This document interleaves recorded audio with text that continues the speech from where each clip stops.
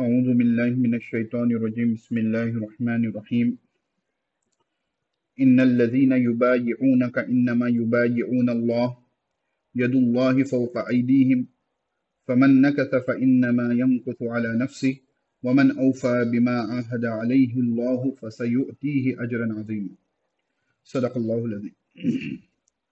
تو ابھی آگے بھی جو ہے بیعت رضوان کا واقعہ آنے والا ہے۔ کل ہمارا سبق جو ہے یہیں پر رکا تھا۔ تو دو تین باتیں مجھے ذکر کرنی تھی، اس لیے کل میں نے جو ہے اس آیت کریمہ پر جو ہے سبق کو روکا تھا، اور آج بھی جو ہے درس میں جو ہے تفصیل اسی آیت کے سلسلے میں ہمارے سامنے آئے گی۔ ان الذین یبایعونک، بے شک جو لوگ بیعت کر رہے ہیں، ٹھیک ہے نا، بیعت جسے کہتے ہیں، ٹھیک ہے، بڑی تا سے اردو میں لکھی جاتی ہے۔ انما یبایعون اللہ، بے شک وہ لوگ اللہ رب العزت سے بیعت کریں۔ ید اللہ فوق ایدیہم، یہاں پر ید اللہ جو ہے استعارہ ہے، ٹھیک ہے، آپ عربی ادب پڑھو گے تو اس میں استعارہ ملے گا آپ کو۔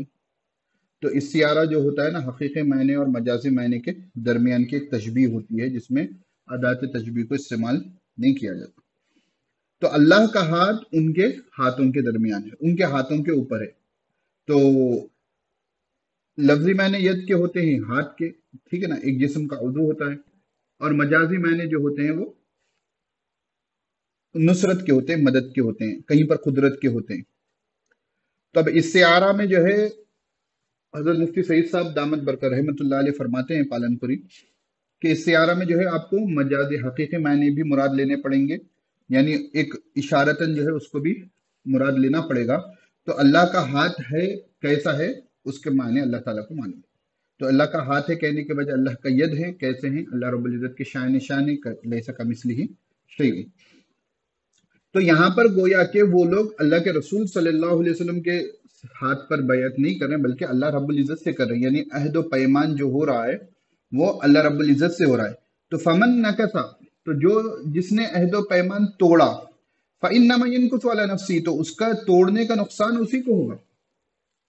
ومن اوفا، اور جس نے عہد و پیمان کو پورا کیا، بما عاہد علیہ اللہ، تو جس نے عہد و پیمان کو پورا کیا جو اللہ رب العزت سے اس نے عہد و پیمان کیا تھا، فَسَيُعْتِيهِ أَجْرًا عَظِيمًا، تو ان قریب وہ ایک اجر عظیم دیکھے گا۔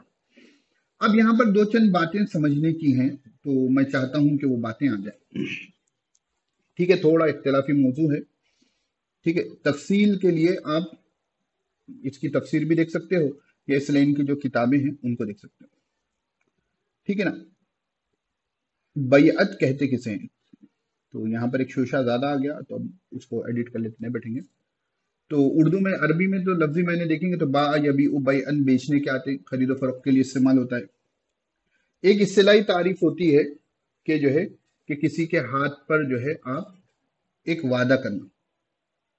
تو عام طور پر جو بیعت ایک ہوتی ہے عرفی، وہ جو ہے بیعت ایمان ہوتی ہے، جیسے صحابہ کرام رضی اللہ عنہ مجمعین نے اللہ کے رسول صلی اللہ علیہ وسلم کے ہاتھ پر ایمان لایا، تو انہوں نے جو ہے جو ایمان کی بنیادی باتیں ہیں، ٹھیک ہے نا، بہت سی احادیث میں اس کا آپ کو ذکر ملے گا کہ ہم نے حضور صلی اللہ علیہ وسلم سے بیعت کی تھی کہ ہم جو ہے ایمان لائیں گے، شرک نہیں کریں گے، لوگوں کے مال کو نہیں کھائیں گے، وغیرہ وغیرہ، جو ہے اہم اہم باتوں پر بیعت کی تھی۔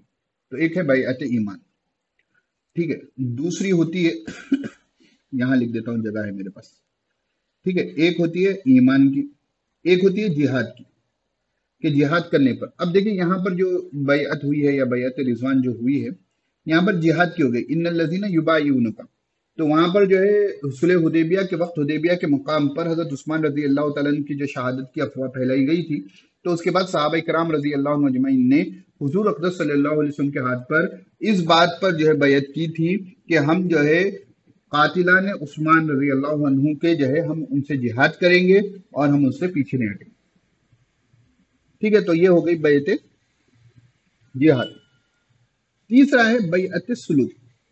آپ لوگوں نے تصوف اور صوفیہ کا نام سنا ہوگا، اگر کسی نے نہیں سنا ہو تو مجھے بتا دیں تو میں اس کی وضاحت کر دوں گا، ٹھیک ہے۔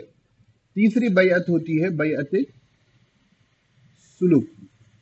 تو یہ حضرات صوفیہ علیہم رحمہم اللہ جو ہے عام طور پر لیتے ہیں، ٹھیک ہے.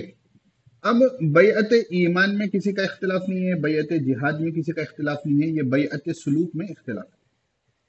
اب یہاں پر بنیادی طور پر 3 کیٹیگریز آ جاتی ہیں. ایک آ جاتی ہے غیر مقلدین حضرات کی، جو خود کو اہل حدیث کہتے ہیں. ٹھیک ہے. سعودی عرب کے جو سلفی علماء ہیں ان کی آ جاتی ہے. ٹھیک ہے. اسی طرح آپ کو جو ہے جماعت اسلامی کی ہو جاتی ہے. ٹھیک ہے. وہ اس کو نہیں مانتے، وہ اس کو نہیں مانتے. دوسری آ جاتی ہے ہمارے بریلوی حضرات کی. بریلوی حضرات جو لوگ، اگر کسی کو بریلوی نہیں معلوم ہے تو جو فاتح وغیرہ کے ہوتے ہیں، درگاہ وغیرہ کے، وہ اس کو جو ہے گویا کہ ان کے پاس یہ ضروری ہے کرنا کیسا بھی ہے. اور تیسری آتی ہے علماء دیوبند کی. ٹھیک ہے. تو یہ درمیانی راستہ ہے کہ جو ہے کہ جنت کا دخول بیعت سلوک کے اوپر نہیں. جنت میں داخل ہونے کے لیے ایمان کی ضرورت ہے اور عمل صالح کی ضرورت ہے. تو جو بندہ ایمان لا لے اور عمل صالح کر لے وہ جنت میں چلا جائے. بیعت سلوک جو ہوتی ہے یہ نوافل کے لیے ہوتی ہے. نفل اعمال جو ایکسٹرا اعمال ہوتے ہیں نا، وہ نفل اعمال کے لیے بیعت سلوک ہوتی ہے. تو جنت میں جانے کے لیے ضروری نہیں ہے کہ بیعت سلوک کرنا. لیکن بندہ جب بیعت سلوک کسی کے ہاتھ پر، جو اس سلوک کہتے ہیں صلاح کا یہ سلوک کہ میں نے چلنا، تو جو اس راہ پر چلے ہوئے ڈاکٹرز ہیں، صوفیاء ہیں، جو جن کی زندگی قرآن اور سنت کے حساب سے چلتی ہے، جو ہے اپنی نگاہوں کی حفاظت کرتے ہیں تمام چیزوں کی نا، تو ان کا جو ہے باطن کا جو ہے آپریشن دوا دارو کے ذریعے جو ہے ان کا علاج ہوا ہوتا ہے. تو ایسے ماہر مشاق سنت کے پابند علماء یا بزرگوں کے ہاتھ پر یہ بیعت کرنا کہ نفل کاموں کے لیے. ٹھیک ہے نا. فرائض وغیرہ تو ایک ایمان والا ہے تو فرائض تو اس کو انجام کرنا ہے. وہ تو ایمان لاتے کہ جو ہے اس نے اپنے اوپر لازم کر لیا کہ فرض اس کو ادا کرنا ہے، واجب اس کو ادا کرنا ہے، حرام سے اس کو بچنا ہے. لیکن یہ جو ہوتی ہے بد نظری ہو جاتی ہے، ٹھیک ہے نا، اور جو ہے روحانی بیماریاں ہو جاتی ہیں. بیعت سلوک کا فائدہ یہ ہوتا ہے کہ انسان کی روحانی بیماریوں کو وہ لوگ پہچانتے ہیں اور ان کی صفائی کرتے ہیں. جیسا تکبر ہے، یہ ایک روحانی بیماری ہے. شو آف ہے، ریاکاری کرنا، یہ ایک روحانی بیماری ہے. ٹھیک ہے. اسی طرح بہت سی روحانی بیماریاں ہوتی ہیں، لوگوں میں اپنے آپ کو اچھا دکھ کے نظر آنا. ٹھیک ہے نا. بعض لوگ پیسے کے لیے بھاگتے ہیں، بعض لوگ فیم کے لیے بھاگتے ہیں. تو یہ فیم کا جو مرض ہوتا ہے یہ روحانی بیماری ہوتی ہے، انسان نہیں سمجھتا. فَأَمَّا بِنِعْمَةِ رَبِّكَ فَحَدِّثْ سے استدلال کرتے رہتا ہے کہ بھائی اللہ نے نعمت دی ہے، میں دکھا رہا ہوں. وہی آیت کریمہ کہے گا، لیکن شیطان جو ہے اس کو فیم کے پیچھے بگائے گا. ٹھیک ہے نا. تو یہ جو روحانی بیماریاں ہوتی ہیں جو انسان کے اندر، تو جب بیعت سلوک کے جو ایکسپرٹ ہوتے ہیں، جو صوفیاء اکرام ہوتے ہیں، بزرگان دین ہوتے ہیں، جو اس لائن کے مشاق ہوتے ہیں، تو اور جن کی زندگی سنت کے اعتبار سے، پہلی چیز شرط ہے نا، یہ جو ہے 2 نمبری کے لوگ ہیں، اس میں بہت مل جاتا ہے.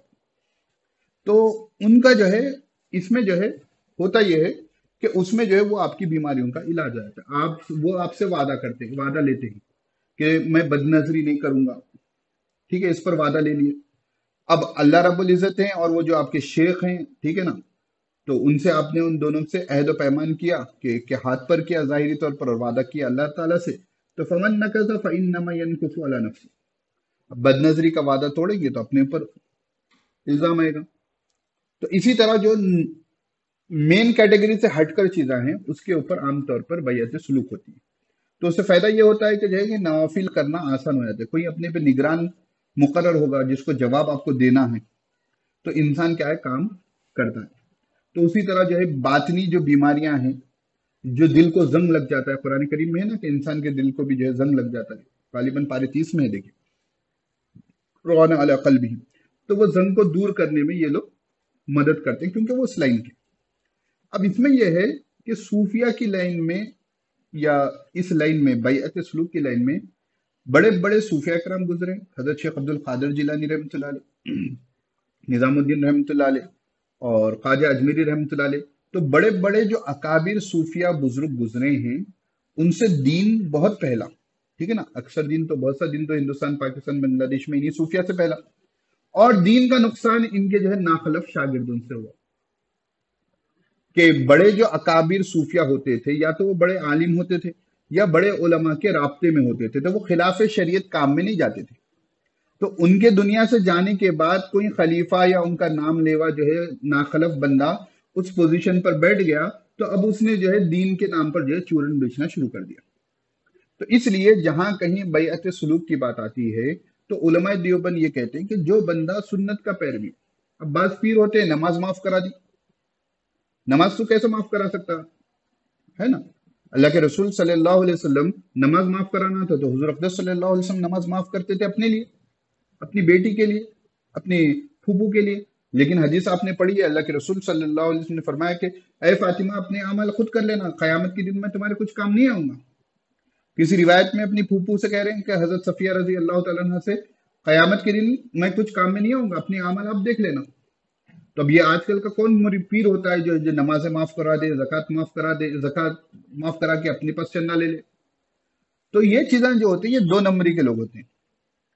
ठीक है, तो बात बैअत सुलूक उलमा देवबंद जो है अहवत रास्ता जो इख्तियार करते हैं कि वसता है ना, हम ये उम्मत क्या है, दरमियान वाली उम्मत है, तो ना बिल्कुल इसको नाजायज कहते हैं, ठीक है, ना बिल्कुल जरूरी कहते हैं. दरमियानी रास्ता है कि जन्नत में जाने के लिए ये जरूरी नहीं है, ठीक है, लेकिन अपनी इस्लाह करने के लिए ये एक रास्ता है.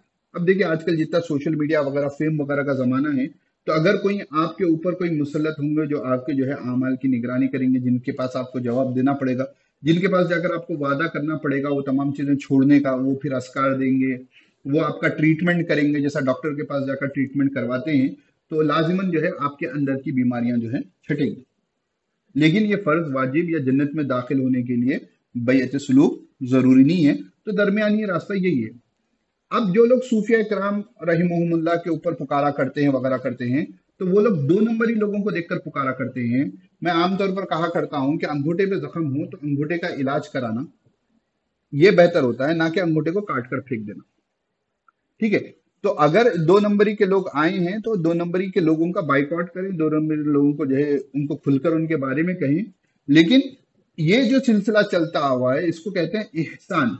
वो हदीस जिब्राइल है ना कि अल्लाह के रसूल सल्लल्लाहु अलैहि वसल्लम के पास जिब्राइल अलैहिस्सलाम तशरीफ लाए, आपने पूछा कि ईमान क्या है, हुजूर ने फरमाया कि जो है कि तुम ईमान लो अल्लाह पर, उसकी किताबों पर, आगे तक हदीस है. इस्लाम क्या है, तो जो है नमाज पढ़ना, रोजा रखना, ठीक है, गवाही देना अल्लाह एक है.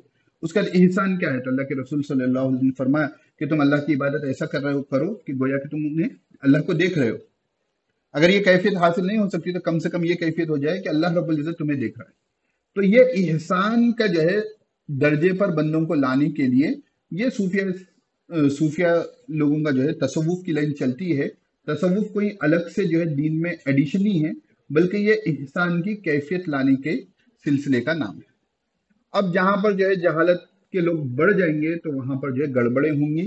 तो जो जाहिल हैं, जो इस्लाम के दायरे से क्रॉस कर रहे हैं या इस्लामी बातों के खिलाफ कह रहे हैं, तो उनके खिलाफ तो हम भी हैं, ठीक है, लेकिन उसकी वजह से हर चीज को जो है हर एक को गलत कहना जरूरी, मतलब कि गलत बात हो जाएगी. तो ये है.